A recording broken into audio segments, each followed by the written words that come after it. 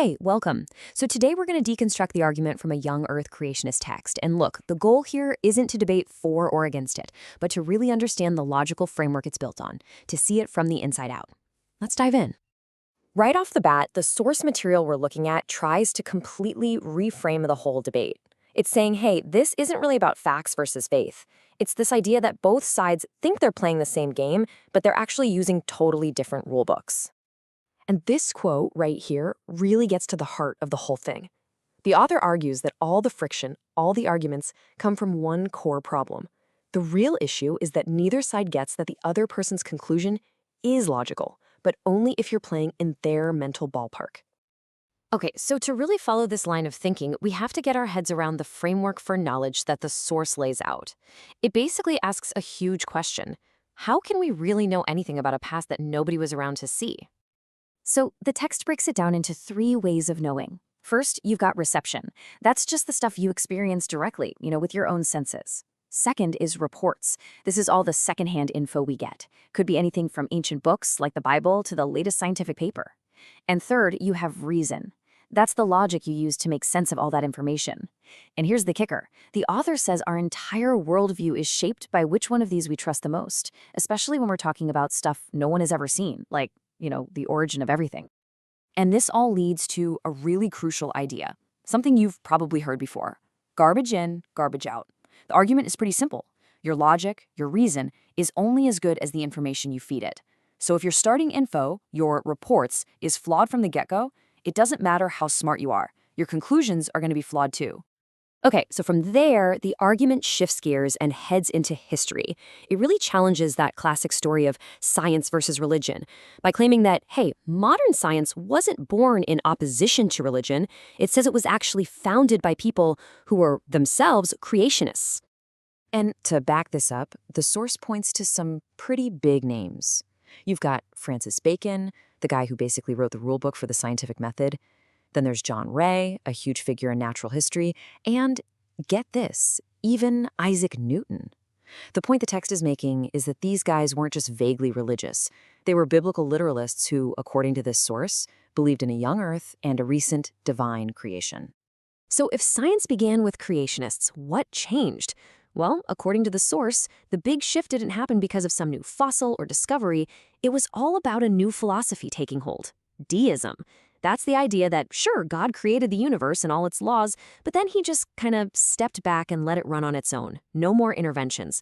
And the text argues that once you take divine intervention off the table, a purely natural, uninterrupted history becomes the only logical possibility. And that, in turn, required ideas like deep time and evolution to make sense. All right, now we're getting to the real meat of the scientific critique.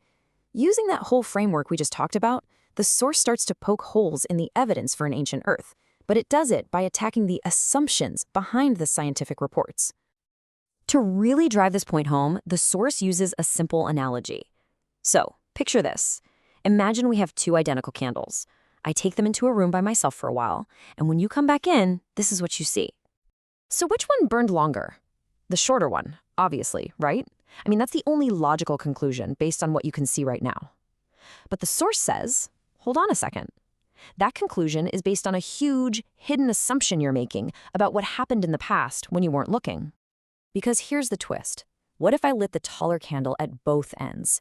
It would burn down way faster, which means it actually burned for less time. And that's the whole point of the analogy. The author is arguing that you can't figure out the past just by looking at the present, because your answer depends entirely on assumptions about stuff you didn't see happen. This, the text says, is the big problem with scientific dating methods. And that hidden assumption, well, it actually has a name. It's called uniformitarianism. It's this core idea that the present is the key to the past. Basically, that the laws of nature and the rates of things like erosion or radioactive decay have always been the same as they are today. And this is where the argument gets really pointed. According to the source, uniformitarianism isn't some proven scientific fact. It's a philosophical choice. It's a dogma. And by calling it that, the author is saying that the decision to reject a young Earth isn't based just on the evidence itself, but on a pre-existing commitment to a certain way of thinking about history. So this critique of uniformitarianism then gets applied across the board. When it comes to the fossil record, the source points to the sudden appearance of complex life forms instead of slow, gradual changes. For cosmology, it brings up alternative models that try to explain how we can see distant starlight in a young universe. It also questions the whole foundation of the Big Bang theory itself. And even right here in our own backyard, in our solar system, it points to weird things like Venus spinning backwards as stuff that just doesn't quite fit with a simple, uniform, billions of years old story. And this is where the whole argument comes full circle. The final claim is this: since both sides have to rely on assumptions about the past that can't be proven, then both sides are, when you get right down to it, systems based on faith. The source really lays out its conclusion with this direct side-by-side comparison. It's trying to frame evolutionism not as just neutral science, but as a rival belief system with its own set of dogmas. For instance, the belief that naturalism is the only game in town, or that the past was always uniform. And then it puts those right up against the openly stated dogmas of creationism, like the belief that the Bible is a true report from God. And this final quote really just wraps the whole thing up in a nutshell. The ultimate point here is that when you're talking about origins, a one-time, unrepeatable event, pure unbiased objectivity just isn't possible. Everyone, the author says, has to start with some kind of faith in their foundational reports, whatever those may be. So where does that leave us? Well, it leaves us with this question. Now that we've walked through the structure of this argument, from its ideas about knowledge all the way to reframing science as a philosophy, it kind of forces you to ask yourself, right?